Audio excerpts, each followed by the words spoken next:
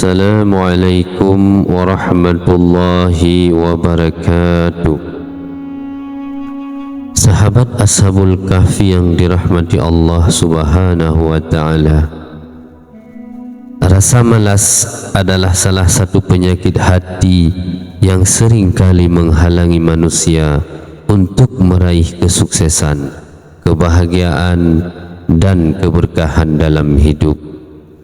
Malas membuat langkah terhenti, cita-cita runtuh, dan kesempatan emas terbuang begitu saja. Padahal waktu yang Allah berikan kepada kita begitu terbatas. Setiap detik yang berlalu tidak akan pernah kembali. Malas adalah pintu bagi kerugian, dan dalam pandangan Islam ia termasuk kelemahan yang harus dilawan dengan iman, tekad dan amal nyata.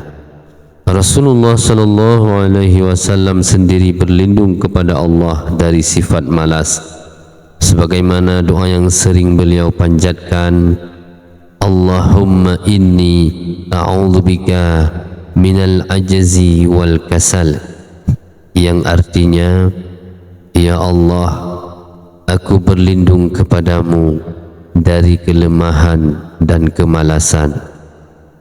Doa ini menunjukkan betapa seriusnya bahaya malas, sampai-sampai Nabi yang mulia pun memohon perlindungan darinya. Setiap manusia pada dasarnya memiliki potensi besar. Allah telah memberikan akal, hati, tenaga, dan waktu yang sama berharga kepada setiap hambanya. Namun, mengapa ada orang yang berhasil dan ada yang terpuruk? Salah satu jawabannya terletak pada bagaimana seseorang mempergunakan waktunya. Orang yang rajin, giat dan disiplin akan terus bergerak maju, sementara orang yang malas hanya terjebak dalam mimpi tanpa usaha yang nyata. Islam mengajarkan bahawa dunia ini adalah ladang untuk akhirat, tempat kita menanam amal kebaikan sebelum dipetik di kehidupan yang abadi. Maka bagaimana mungkin seseorang bisa menanam jika ia malas menggerakkan tangannya? Bagaimana mungkin ia bisa menuai pahala jika ia hanya berdiam tanpa usaha? Sahabat Ashabul Kahfi yang dirahmati Allah, rasa malas sering kali datang dengan berbagai bisikan yang menipu. Ia berkata, istirahatlah sebentar, nanti kau bisa mulai lagi. Ia membisikkan masih ada waktu esok. Ia menghibur, tidak perlu berlebihan, cukup sedikit saja. Lalu akhirnya hari berganti, waktu habis, dan tidak ada yang tersisa kecuali penyesalan. Al-Quran telah memperingatkan, dan belanjakanlah sebagian dari apa yang telah kami berikan kepadamu sebelum datang kematian kepada salah seorang di antara kamu. Lalu ia berkata, ya Rabbku, mengapa engkau tidak menangguhkan kematianku sebentar saja? Maka aku akan bersedekah dan aku akan termasuk orang-orang yang saleh. Quran Surat Al-Munafikun ayat 10. Ayat ini menggambarkan penyesalan orang yang terlambat beramal.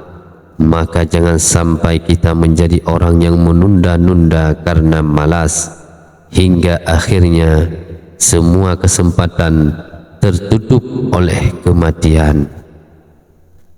Sahabat Ashabul Kahfi yang dirahmati Allah, seorang mukmin sejati tidak akan membiarkan dirinya dikendalikan oleh rasa malas. Ia sadar bahawa setiap langkah, setiap keringat dan setiap usaha yang dilakukan karena Allah akan bernilai ibadah.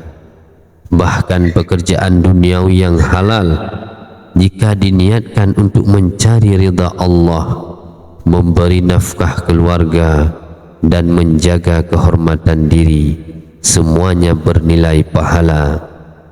Maka bekerja dengan giat bukan hanya sekedar tuntutan hidup, tapi juga jalan menuju surga. Rasulullah sallallahu alaihi wasallam bersabda, yang artinya, tidaklah seseorang memakan makanan yang lebih baik daripada hasil dari usahanya sendiri. Sesungguhnya Nabi Daud alaihi salam makan dari hasil pekerjaannya sendiri. Hadis riwayat Bukhari. Hadis ini memberi motivasi bahawa bekerja keras adalah kemuliaan, sementara malas adalah kerendahan. Malas sering datang ketika iman melemah. Hati yang jauh dari Allah akan merasa berat untuk beribadah, berat untuk bekerja, dan berat untuk menebar manfaat. Karena itu, cara terbaik mengusir malas adalah dengan mendekatkan diri kepada Allah. Lakukan salat dengan khusyuk, perbanyak zikir, dan baca Al-Quran. Jiwa yang terhubung dengan Allah akan mendapatkan energi spiritual yang membuatnya bersemangat.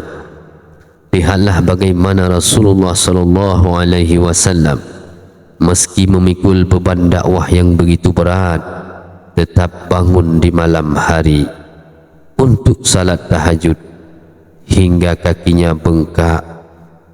Beliau tidak pernah mengenal kata malas karena hatinya penuh dengan cinta kepada Allah dan rindu akan ridha-Nya. Jika kita ingin meneladani beliau, maka kita pun harus melawan malas dengan iman dan ibadah. Sahabat Ashabul Kahfi yang dirahmati Allah Subhanahu wa ta'ala, salah satu penyebab manusia malas adalah terlalu cinta pada kenyamanan, terlalu lama rebahan, terlalu banyak menuruti hawa nafsu, terlalu sering menunda pekerjaan. Padahal kenyamanan sejati tidak akan pernah didapat dengan malas. Orang yang malas hanya akan mendapatkan penyesalan, sementara orang yang bersungguh-sungguh akan mendapatkan hasil dan kebahagiaan. Allah Subhanahu wa ta'ala berfirman, dan bahwasanya seorang manusia tiada memperoleh selain apa yang telah diusahakannya, dan bahwasanya usahanya itu kelak akan diperlihatkan. Ayat ini menegaskan bahwa hasil hanya akan datang dari usaha. Maka siapa yang ingin sukses, jangan biarkan malas merampas waktunya. Dalam kehidupan sehari-hari, kita harus belajar mendidik diri untuk disiplin. Mulailah dengan hal-hal kecil. Bangun pagi, rapikan tempat tidur, tunaikan salat subuh tepat pada waktunya, lalu gunakan waktu untuk hal-hal yang bermanfaat. Jangan biarkan waktu berlalu begitu saja tanpa arah. Buatlah target, niatkan semua karena Allah, dan bergeraklah meski sedikit demi sedikit. Rasulullah sallallahu alaihi wasallam bersabda, amalan yang paling dicintai Allah adalah yang paling terus-menerus meskipun sedikit. Hadis riwayat Bukhari dan Muslim. Dari hadis ini kita belajar bahawa yang terpenting bukan banyaknya amal sekaligus, tapi konsistensi. Orang yang malas biasanya menunda dengan alasan menunggu waktu yang tepat, padahal waktu terbaik untuk memulai adalah sekarang juga. Motivasi terbesar bagi seorang muslim untuk melawan rasa malas adalah kesadaran bahwa hidup ini singkat, umur kita terbatas, dan kita tidak tahu kapan ajal menjemput. Jika kita habiskan hari-hari dengan malas, apa yang akan kita bawa menghadap Allah? Apakah hanya penyesalan karena tidak sempat berbuat banyak? Rasulullah sallallahu alaihi wasallam pernah bersabda, dua nikmat yang banyak dilalaikan oleh manusia adalah kesehatan dan waktu luang. Malas adalah tanda seseorang menyia-nyiakan dua nikmat itu. Maka sebelum nikmat dicabut, sebelum tubuh lemah, sebelum ajal datang, gunakanlah kesempatan untuk beramal dan bekerja dengan sungguh-sungguh. Selain doa Nabi agar terhindar dari malas, ada doa lain yang sangat indah untuk kita amalkan, yang berbunyi, Allahumma inni a'udzubika minal hammi wal hazan, wa a'udzubika minal ajzi wal kasal, wa a'udzubika minal jubni wal bukh, wa a'udzubika min ghalabatid daini wa qaharir rijal. Artinya, ya Allah, aku berlindung kepadamu dari kesusahan dan kesedihan. Aku berlindung kepadamu dari kelemahan dan kemalasan. Aku berlindung kepadamu dari sifat pengecut dan kikir. Dan aku berlindung kepadamu dari beban hutang dan penindasan orang lain.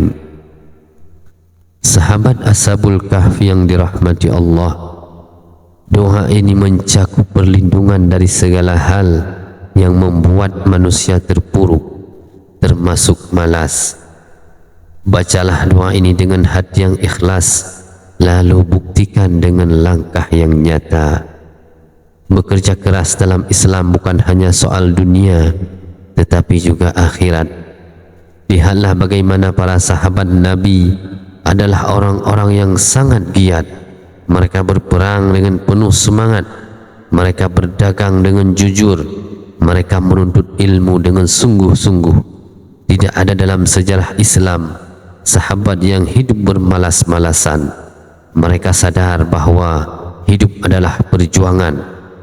Bahkan Allah memuji orang yang berjihad dengan hartanya dan dirinya, menunjukkan bahwa Islam menginginkan umatnya menjadi pekerja keras, pantang menyerah, dan penuh semangat. Sahabat Ashabul Kahfi yang dirahmati Allah Subhanahu wa ta'ala, melawan malas juga berarti melawan godaan syaitan. Syaitan ingin manusia malas agar mereka meninggalkan ibadah, melupakan kewajiban, dan menyia-nyiakan waktu. Maka setiap kali rasa malas datang, ingatlah bahwa itu adalah tipu daya syaitan.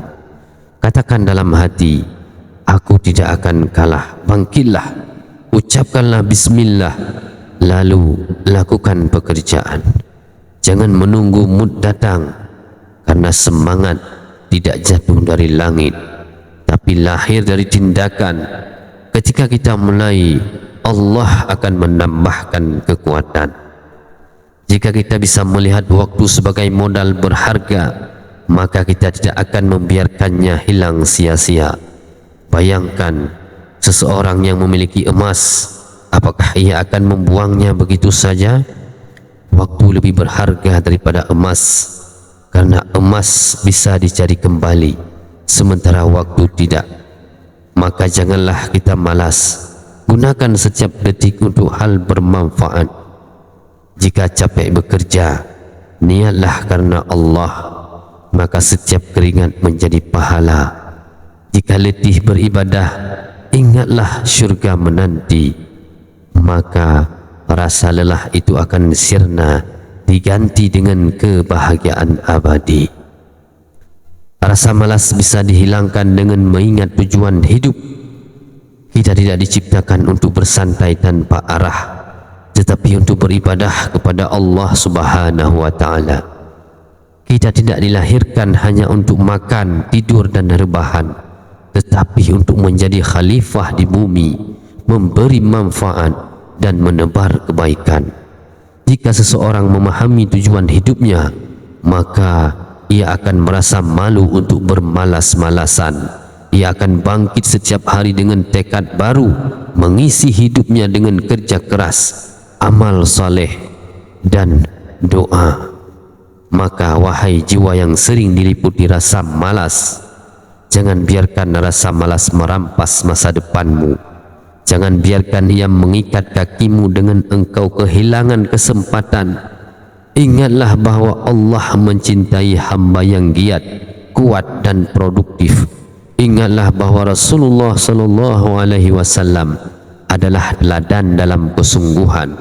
Ingatlah bahwa sahabat-sahabat Nabi adalah orang-orang yang rajin bekerja, berjuang dan beramal. Ikutilah jejak mereka. Katakan pada dirimu, aku tidak akan malas, karena hidup ini singkat.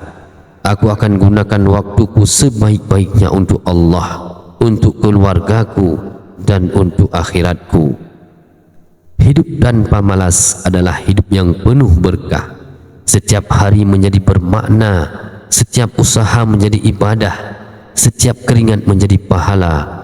Maka lawanlah malas dengan doa, iman, disiplin dan kerja nyata. Jangan menunggu hari esok untuk berubah. Mulailah hari ini, karena esok belum tentu ada. Sementara hari ini adalah kesempatan emas yang Allah berikan. Wallahu alam bissawab.